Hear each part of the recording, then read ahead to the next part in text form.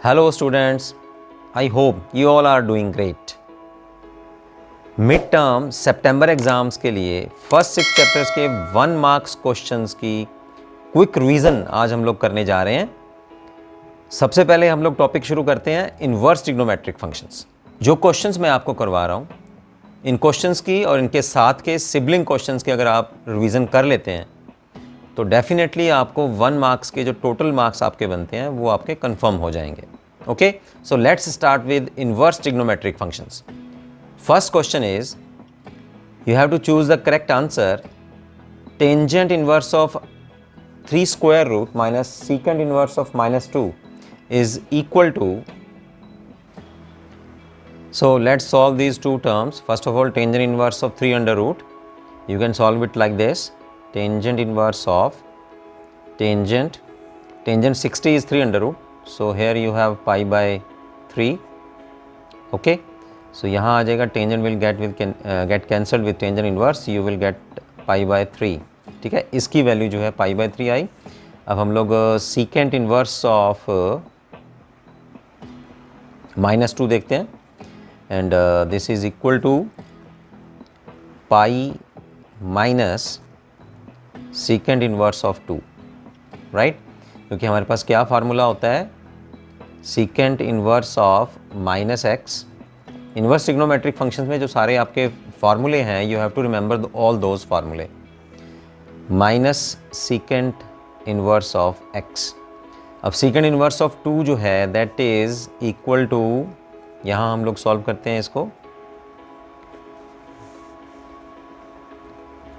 Pi minus cos inverse of 1/2 because secant inverse of x is equal to cos inverse of 1/x, right. अब इनकी value put कर देते हैं हम लोग, pi minus cos inverse of half, है ना। तो कॉस हाफ कब होता है, व्हेन कॉस इज 60, है ना। तो यहाँ आ जाएगा पाई by 3, right. Cos inverse of half is pi by 3। Subtract करेंगे 3 पाई माइनस पाई, तो ये आ जाएगा 2 pi by 3। Tangent inverse 3 under root की हमारे पास वैल्यू थी पाई बाय 3, ठीक है, और माइनस 2 पाई बाय 3, ठीक है। एलसीएम ले लेते हैं, 3 will get LCM, pi minus 2 pi is minus pi by 3, so our right option is minus pi by 3। Next he is asking you to find out the principal value of tangent inverse of 1, right. बड़ा easy question है, tangent inverse, और 1 कब होता है, when tangent is pi by 4, ठीक है। So tangent inverse will get cancelled with tangent and you will get with pi by 4, so our right answer is first. Question is principal value of sine inverse of minus half. So आपको जैसे मैंने कहा formula जो है, sine inverse of minus x is equal to minus of sine inverse of x, right. तो हमारे पास sine inverse of minus half, this is equal to minus sine inverse of half, right.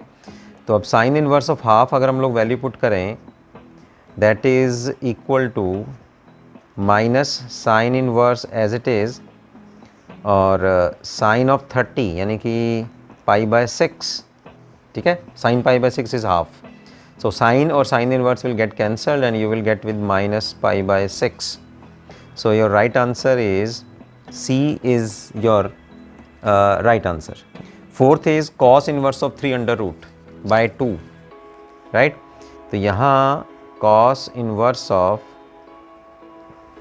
cos 30 is 300/2, cos 30 is pi by 6, और यहाँ आपका answer आएगा pi by 6, so B is your right answer.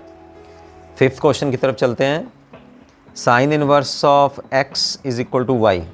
तो यहाँ inverse function के लिए y जो है वो हमारे पास रेंज है, रेंज ऑफ साइन इनवर्स, और x क्या है, दैट इज डोमेन, ठीक है।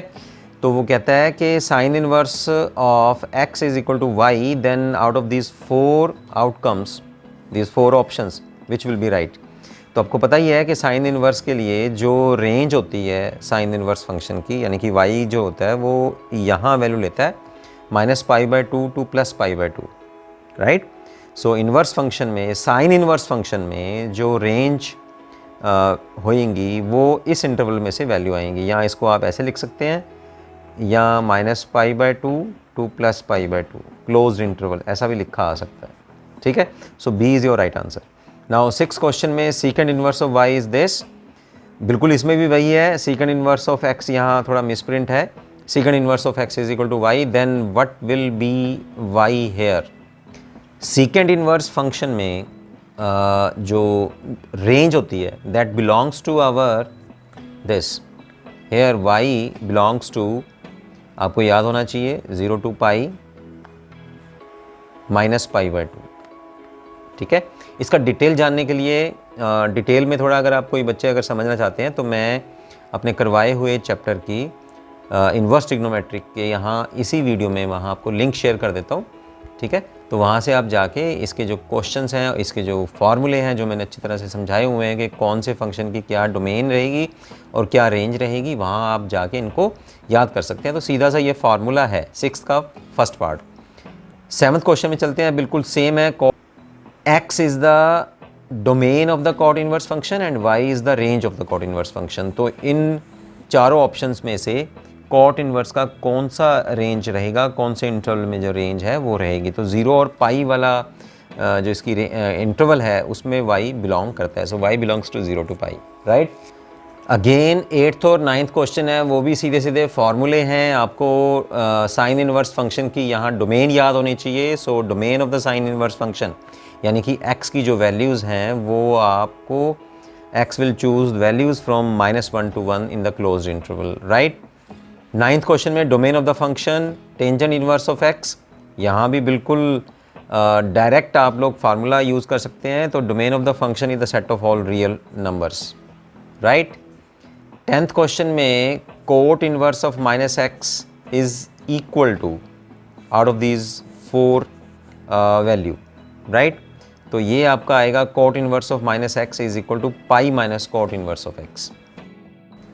तो बच्चों यहाँ जो सेकंड पार्ट है फिलअप्स के लिए, जहाँ आपको फिल इन द ब्लैंक्स के कुछ क्वेश्चंस आते हैं, 8 क्वेश्चंस आते हैं इसमें से, आपको उनके लिए आपको यहाँ से रिलेटेड जो फार्मूले हैं वो मैं यहाँ लिख रहा हूँ। Sine inverse of -x is minus sine inverse of x, tangent inverse of -x is minus tangent inverse of x, cosecant inverse of -x is minus cosecant inverse of x, and cosecant inverse of x is equal to sine inverse of 1/x, right. तो यहाँ जो first question है, principal value of cosecant inverse of 2 is sine inverse of 1/2। तो आप लोग यहाँ क्या कर सकते हैं, साइन इनवर्स, साइन हाफ कब होता है, जब 30 हो यानी कि π/6 हो। Sine will get cancelled with sine inverse and you will get π/6। तो यहाँ फिल इन द ब्लैंक्स आपके पास आएगा π/6। आप इसको डायरेक्ट भी लिख सकते हो, ठीक है, because cosecant π/6 is also 2, right, और साइन π/6 इज 1/2, ये आप आपस में अपोजिट होते हैं। The value of tangent inverse of minus, तो यहाँ ये वाला फार्मूला हम लोग लगाएंगे, tangent inverse of -x is minus tangent inverse of x। तो यहाँ इसको हम लोग माइनस को बाहर निकालते हैं और ये हो गया tangent inverse of 1 minus as it is tangent inverse of tangent π/4। Inverse will get cancel with tangent, तो यहाँ आपके पास आ जाएगा π/4 minus π/4, right. Principal value of sine inverse of -3√/2, बिल्कुल उसी तरह से माइनस को हम लोग बाहर ले जाते हैं, and it is sine inverse of 3/2। 3/2 कब होता है, साइन 60, है ना, और साइन 60 का मतलब है साइन ऑफ π/3। सो ये दोनों आपस में कैंसिल हो गए और आपके पास रिजल्ट आएगा -π/3। आगे क्वेश्चन 4th, इसके लिए फिर अलग से आपको फार्मूला आना चाहिए। बिल्कुल एक सिंपल सा फार्मूला है। अब कई क्वेश्चंस में यहाँ यूज़ होने वाला है, मैं फटाफट से लिख देता हूँ आपको, यहाँ दोनों क्वेश्चंस में ये सॉल्व हो जाएगा। Sine inverse of x, angle बराबर होना चाहिए, एंगल इक्वल होना चाहिए, cos inverse of x this is equal to π/2। अब यहाँ एंगल कोई भी मर्जी रहे, आंसर जो है दोनों का जोड़ π/2 रहता है। तो यहाँ आप ध्यान से देखिए, sine inverse of x cos inverse of 1/4 is equal to π/2। तो मैंने कब कहा, क्या कहा कि π/2 आपका आंसर आता है जब ये एंगल बराबर हो। तो इसका मतलब है x जो है वो 1/4 के बराबर होगा, तभी π/2 आएगा। इसका मतलब what is the value of x, that is 1/4। बस देखते लिख दो, है ना, यहाँ एंगल बराबर होना चाहिए, जो यहाँ एंगल है वो यहाँ एंगल है। सेकंड, अगले 5th क्वेश्चन में देखो आप, यही फार्मूला हम लोग लगा रहे हैं, sine inverse of x is cos inverse of x is π/2, right. तो यहाँ 5th क्वेश्चन में लग जाएगा sine inverse of 1/5 plus cos inverse of x, this is equal to π/2। तो x की वैल्यू यहाँ क्या बनेगी, 1/5। This is 1 marks question. Time बचाइए आप, क्योंकि आपको बड़े क्वेश्चंस भी करने हैं, तो एक मार्क्स के क्वेश्चंस में टाइम बचाइए आप। 6th क्वेश्चन आपका बनेगा cosecant inverse of x plus secant inverse of x.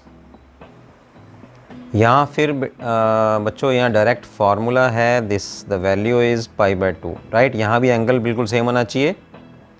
Cosecant inverse of x plus secant inverse of x is equal to π/2, right. The value of cos inverse of half plus 2 sine inverse of half, okay. तो यहाँ direct करते हैं हम लोग cos inverse of half. Cos inverse of half को हम देखें, cos half कब होता है, जब कॉस 60 होता है। तो ये थोड़ा सा सॉल्व कर देता हूँ, कॉस ऑफ 60 यानी कि π/3, ठीक है, प्लस 2 साइन हाफ को होता है जब साइन 30 होता है। साइन 30 मीन्स π/6, ठीक है। तो यहाँ से बन जाएगा π/3 plus 2 times π/6।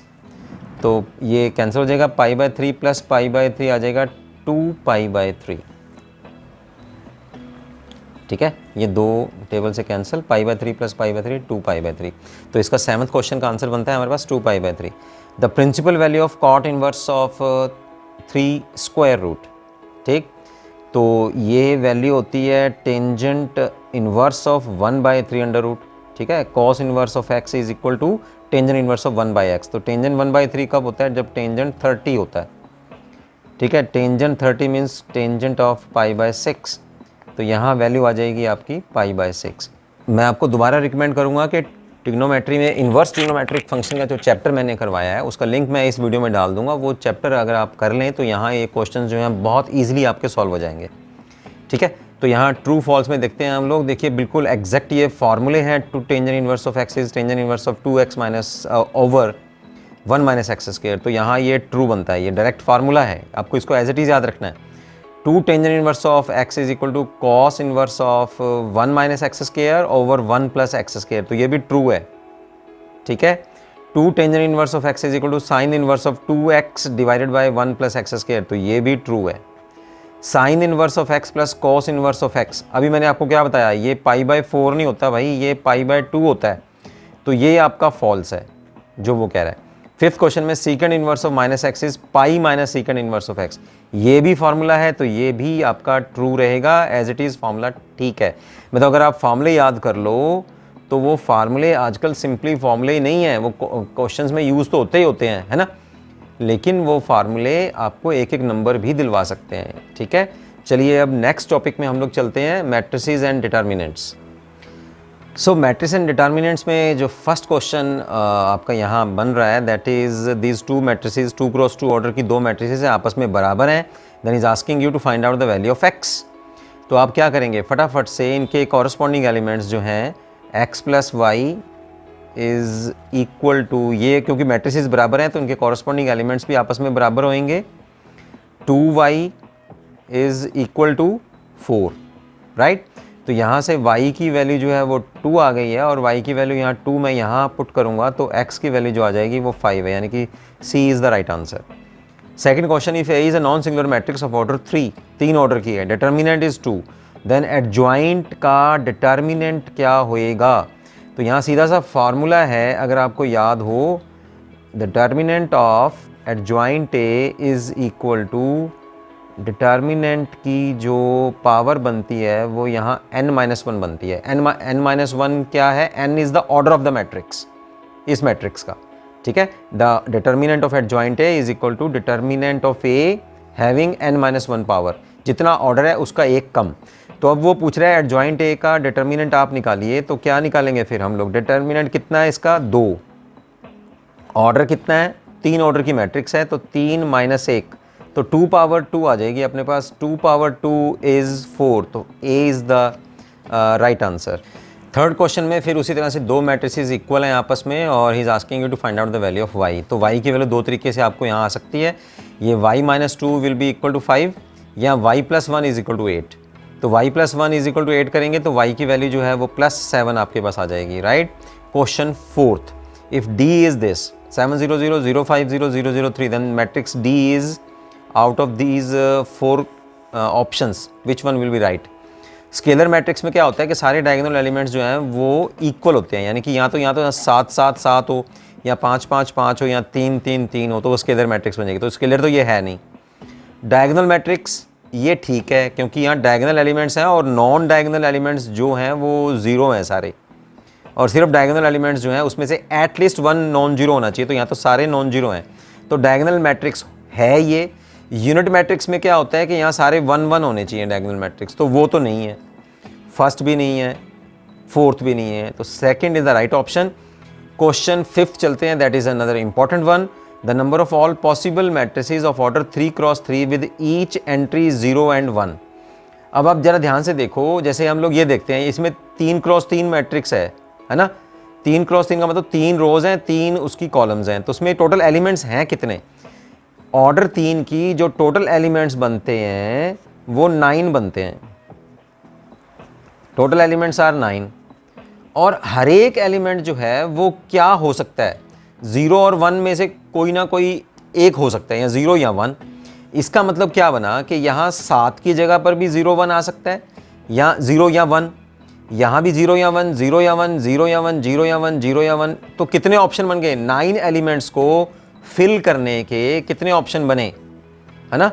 We have multiple ways to fill 9 elements, ठीक है। फर्स्ट पोजीशन पे भी 2 ऑप्शन है, सेकंड पोजीशन पे भी 2 ऑप्शन है, 0 या 1 आ सकता है, थर्ड पे भी। तो by the principle of multiplication 9 elements के लिए ऑप्शन कितने बनेंगे? 2 पावर 9। कैसे? फर्स्ट पोजीशन पे भी 2 एलिमेंट आ सकते हैं, सेकंड पे भी आ सकते हैं, और नहीं है, एंड है। फर्स्ट पोजीशन भरेंगे तो सेकंड भी तो भरेंगे ना, तो एंड आ रहा है, जोड़ नहीं आ रहा, और नहीं आ रहा, राइट। और आएगा तो प्लस आ जाएगा, है ना। तो फर्स्ट पोजीशन पे भी 2 एलिमेंट आ सकते हैं, एंड सेकंड पे भी, एंड थर्ड पोजीशन पे भी, एंड फोर्थ पोजीशन पे भी, फिफ्थ पे भी, सिक्स्थ पे भी, सेवन्थ पे भी, एट्थ पे भी, नाइन्थ पोजीशन पे भी 2 ऑप्शन बनते हैं। अब टोटल 2 कितने हो गए? 1 2 3 4 5 6 7 8 9, तो 2 पावर 9, 2 पावर 9 इज 512। ऐसा क्वेश्चन बहुत इंपॉर्टेंट है। यहाँ जरूरी नहीं है कि 3x3 का आ जाए, आपको मैं और सॉल्व करने को कह सकता हूँ कि the number of all possible matrices of order 2x3 ऐसा आ सकता है, 3x2 आ सकता है, राइट, 3x1 आ सकता है, 1x3 के एलिमेंट भी कितने एलिमेंट जिसमें 0 और 1 एंट्री आए। तो आप करें हर एक पोजीशन, पहले तो एलिमेंट गिन लो और हर एक पोजीशन पे फिर 2 ऑप्शन बनते हैं, उतनी उसकी पावर कर दो, राइट। 6th क्वेश्चन करते हैं, the number of all possible matrices of order 2x2 with each entry 0 1 2। ठीक, बिल्कुल सेम क्वेश्चन है। अब 2x2 में टोटल एलिमेंट्स कितने होंगे? देखो मैं यहाँ बताता हूँ आपको, 2x2 में टोटल एलिमेंट कितने होंगे? 1 2 3 और 4 एलिमेंट बनेंगे। अब चारों, अब जो 1 1 पोजीशन है उसके ऊपर कितने एलिमेंट्स आ सकते हैं? 0 1 या 2 में से, यानी कि 3 यहाँ पे तरीके हैं, 3 वेज हैं जिसमें हम लोग फर्स्ट पोजीशन जो है 1 1 पोजीशन फिल कर सकते हैं। 1 2 पोजीशन पे भी 3 वेज हैं, यहाँ पे भी 3 वेज हैं, यहाँ पर 2 2 2 पे पोजीशन पे भी 3 वेज हैं। तो क्या बना फिर आपका? यहाँ बना 3 पावर 4, क्योंकि हर एक पोजीशन पे 3 वेज हमारे पास बनते हैं और 4 प्लेसेस हम लोग को फिल करने हैं। तो नंबर ऑफ वेज कितने बने फिर आपके? 3 पावर 4 यानी कि 81 यानी कि C is the right answer. 7th question की तरफ चलते हैं। 7th क्वेश्चन में कह रहा है if a plus B is equal to C then A C are and C are matrices of 3x2 order. तो b का ऑर्डर कितना रहेगा? अरे भाई बिल्कुल सेम है, क्योंकि एडिशन में क्या होता है कि जैसे इक्वालिटी में ऑर्डर सेम होना चाहिए ना, हम लोग इक्वल के क्वेश्चन करके गए हैं, वैसे ही एडिशन और सब्ट्रैक्शन में भी हम लोग क्या पढ़ चुके हैं कि उनके जो ऑर्डर हैं वो सेम रहने चाहिए। तो a का ऑर्डर जो है वो 3x2 है, और c का यानी कि आने वाले आंसर का ऑर्डर भी 3x2 है। तो ए में बी कब जुड़ेगा? जब बी का ऑर्डर भी 3x2 होगा, 3x2, तो first is the right answer.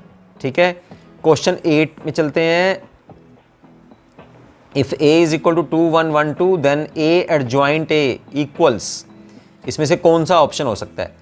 तो ए एडजॉइंट ऑफ ए का फार्मूला लगाइए, आपको फार्मूला याद होना चाहिए इसमें, that is equal to determinant of A into I n. I n means unit matrix of the given order of the matrix. यहाँ matrix का ऑर्डर कितना है? 2 है, तो ए एडजॉइंट ऑफ ए क्या आ जाएगा? डिटर्मिनेंट। तो पहले इसका फटाफट से हम लोग डिटर्मिनेंट निकाल लेते हैं। डिटर्मिनेंट ऑफ मैट्रिक्स दिस, ठीक है, कितना आएगा? 2 4 माइनस 1 3 आ गया। तो यहाँ हम लोग पुट करेंगे 3 इंटू I3। I3 का मतलब क्या आएगा? Unit matrix of order 3, 1 0 0 0 1 0 0 0 1। तो 3 ऑर्डर की ये मैट्रिक्स आ गई आपके पास। तो इस 3 ऑर्डर की मैट्रिक्स को बाहर हम लोग स्केलर से मल्टीप्लाई कर रहे हैं। योर आंसर विल गेट, अरे यहाँ एक थोड़ा सा हमारे पास गलत हो गया। यहाँ जो हमारे पास मैट्रिक्स थी वो 2 ऑर्डर की थी, तो I2 आएगा यहाँ। तो मैट्रिक्स का ये बनेगा अपने पास 1 0 0 1। ठीक है, 3 ऑर्डर की मैट्रिक्स बन रही है, 2 ऑर्डर की यूनिट मैट्रिक्स हम लोग ले रहे हैं। अब हम लोग 3 को अंदर मल्टीप्लाई करेंगे तो 3 इंटू 1 हमारे पास मैट्रिक्स क्या बनेगी? 3 0 0 3। ठीक है, यानी कि ए ऑप्शन जो है that will be the right option. Question 9th वाले चलते हैं हम लोग। If determinant of x for 18x, ये डिटर्मिनेंट है, मैट्रिसेस नहीं है, तो अलग अलग से डिटर्मिनेंट को सॉल्व कर लेते हैं हम लोग। इस डिटर्मिनेंट को सॉल्व करेंगे लेफ्ट हैंड साइड में, तो हमारे पास बनेगा x² माइनस 72। ठीक है, और राइट हैंड साइड में सॉल्व करेंगे तो 36 minus 36 will be equal to 0। तो x² बनेगा 72। 72 के हम लोग फैक्टर कर लेते हैं, 2 इंटू 36। ठीक है, 2 इंटू 36 करेंगे तो हमारे पास x की वैल्यू क्या आएगी? x आ जाएगा 2 अंडर रूट, ठीक है, और 6 plus minus 6 into 2 under root. तो यहाँ चारों ऑप्शंस में ऐसा ऑप्शन नहीं है, मिस प्रिंट है, तो हम लोग सेकंड ऑप्शन को यहाँ 2 अंडर रूट लगा देते हैं। तो our second option will be the right option of the 9th question. 10th question में बड़ा ही ईजी है। If A is any square matrix then A plus transpose of A is a symmetric matrix. Right, एक formula है, the sum of matrix with its transpose, then ये symmetric matrix आएगी। अब इसको चेक करके देख सकते हैं। एक क्वेश्चन भी ऐसा है, इसी तरह से एक क्वेश्चन और बन सकता है कि a माइनस ए ट्रांसपोज क्या बनेगा। अगर यहाँ a माइनस ए ट्रांसपोज आया था तो वो स्क्यू सिमेट्रिक मैट्रिक्स बनेगी फिर। राइट, ऐसा एक क्वेश्चन है पूरा, वो मैंने अपने वीडियो में किया हुआ, उसका लिंक जो है मैं यहाँ आपको डाल दूंगा, तो आपको वहाँ डिटेल में अगर समझना चाहो तो वो आप समझ सकते हैं। अभी जो हम लोग पीछे क्वेश्चन करके गए हैं फिलिप्स में, वही फर्स्ट क्वेश्चन आया हुआ है। If A is an invertible matrix of order 3, determinant of A is 5, then the value of adjoint of A का डिटर्मिनेंट क्या होएगा? तो आप लोग क्या करते हैं, फार्मूला क्या है हमारे पास? Determinant of A power n-1, इसका मतलब क्या होएगा? 5 पावर ऑर्डर कितना है? 2 है, 3 है, तो 3 में से 1 माइनस करेंगे तो 2 आ जाएगा, यानी कि 25 विल बी द आंसर। फिलिप्स में भी 2x माइनस वाई को हम लोग सबसे पहले 6x के इक्वल करते हैं, 6 के बराबर, और y इज़ -2, तो y की वैल्यू जो है वो -2 है, तो 2x y की वैल्यू हम लोग यहाँ पुट करेंगे, -2 इज़ +2, उधर जाके -6 माइनस 2 4, तो x की वैल्यू आ जाएगी 2। तो x की वैल्यू यहाँ पूछ रहा था इस क्वेश्चन में। राइट, सेकंड क्वेश्चन में x is equal to 2। Third, if AB is equal to C where B and C are matrices of order 3 cross 5 then the order of A is, देखो matrix multiplication में क्या होता है कि जैसे B का order यहाँ 5 है और C का ऑर्डर कितना आ रहा है? 3 क्रॉस 5 है, और C का ऑर्डर भी 3 क्रॉस 5 है। अब A का ऑर्डर हम लोग मान लेते हैं M क्रॉस N है। अब मैट्रिक्स मल्टीप्लिकेशन के लिए क्या कंडीशन होती है कि फर्स्ट जो प्री फैक्टर है उसका कॉलम पोस्ट फैक्टर के रो के बराबर होना चाहिए, यानी कि अब n की वैल्यू तो 3 आ गई, ठीक है, n 3 होना चाहिए। अब जो बचा उसमें m की वैल्यू यहाँ 5 है और हमारा आंसर कितना आना चाहिए? दैट इज़ 3 क्रॉस 5 आंसर आना चाहिए। अब इसका मतलब क्या बनता है कि यहाँ n और 3 तो ये डिसाइड कर रहा है कि a और b यानी कि कॉलम्स और रोज़ तो ये डिसाइड कर रहे हैं कि ए और बी की मल्टीप्लिकेशन पॉसिबल है। जो ऑर्डर के एलिमेंट्स यहाँ बच गए हैं वो आंसर में आएंगे। अब एक तो 5 बच गया, वो तो आ ही रहा है, और m की वैल्यू कितनी होनी चाहिए फिर 3, और यहाँ n कितना आ रहा है वो भी 3 होना चाहिए। तो a का ऑर्डर कितना होना चाहिए फिर 3 क्रॉस 3। तो ये आंसर क्या बनेगा, a is 3 cross 3 matrix, right. Fourth question में if a is a diagonal matrix then determinant of a is equal to, बस इन तीनों एलिमेंट्स की मल्टीप्लाई कर दो आप, -2 × 4 × 5 अगर डायगोनल्स हो तो, राइट। 5 चौक 20 दूना 40 -40 जो है वो इसका आंसर आ जाएगा, right. Fifth question, if a is invertible matrix of order 3 cross 3 then a inverse is equal to, फिर से ये एक डायरेक्ट फार्मूला है, if a is an invertible matrix of order 3 cross 3 then a inverse determinant this is equal to 1/, determinant of a, right. इस formula को as it is आप याद रखिए। चलिए अब ट्रू फॉल्स सेक्शन में चलते हैं। First question, any square matrix can be expressed as the sum of a symmetric and skew symmetric matrix. ये बिल्कुल ट्रू है, so this is true. The number of all possible matrices of order 3 cross 3 with each entry 0 और 1, ये अभी question हम लोगों ने किया, ये भी ट्रू है, right. The value of determinant remains unchanged if its rows and columns are interchanged, ये भी ट्रू है, right. Fourth, if a matrix of order 3 cross 4 then each column of matrix A contains 3 element. If a matrix of order 3 cross 4, तो एक 3 cross 4 matrix को आप draw करके देखिए जिसमें 3 रोज हैं और 4 कॉलम्स हैं, 1 2 3 और यहाँ 4। तो अब ये क्या कह रहा है, अगर एक मैट्रिक्स का ऑर्डर 3 क्रॉस 4 है तो वो कह रहा है then each column of matrix A, हर एक कॉलम में 3 एलिमेंट्स होंगे। देखो हर एक कॉलम में 1 2 3, 1 2 और 3, 1 2 और 3, तो हर एक कॉलम में 3 एलिमेंट्स हैं, तो 4 कॉलम्स में 12 होंगे, तो टोटल 12 एलिमेंट्स ही होने चाहिए। तो ये ट्रू है हमारा फोर्थ क्वेश्चन का। If A is this then A transpose is 0 1 9, no it's wrong. आप चेक करके देख लीजिए ए ट्रांसपोज का मल्टीप्लिकेशन, ठीक है। ए का ऑर्डर कितना है, ए का ऑर्डर है 1 कॉलम 3 रोज, 1 रो 3 कॉलम, 1 रो है और 3 कॉलम्स हैं, राइट। और ए ट्रांसपोज का ऑर्डर कितना हो जाएगा, ये 0 1 3 है ना, तो ए ट्रांसपोज करेंगे तो यहाँ आ जाएगा 0 1 3। अब यहाँ क्या आएगा, 3 रोज 1 कॉलम, तो ये तो 3 और 3 आपस में बराबर है, तो ये तो मल्टीप्लिकेशन पॉसिबल हो जाएगी। बचेगा क्या हमारे पास, एक मैट्रिक्स जिसमें 1 क्रॉस 1 है। 1 क्रॉस 1 का मतलब ये एलिमेंट आपस में मल्टीप्लाई हो जाएंगे, 0 + 1 + 9, तो आंसर कितना आएगा 10। बट ये वाला आंसर नहीं आएगा, तो ये फॉल्स है, ठीक है। यहाँ जो है ये सारे हमारे पास फार्मूले थे एज इट इज़, तो इनको आप एज इट इज़ याद रख सकते हैं।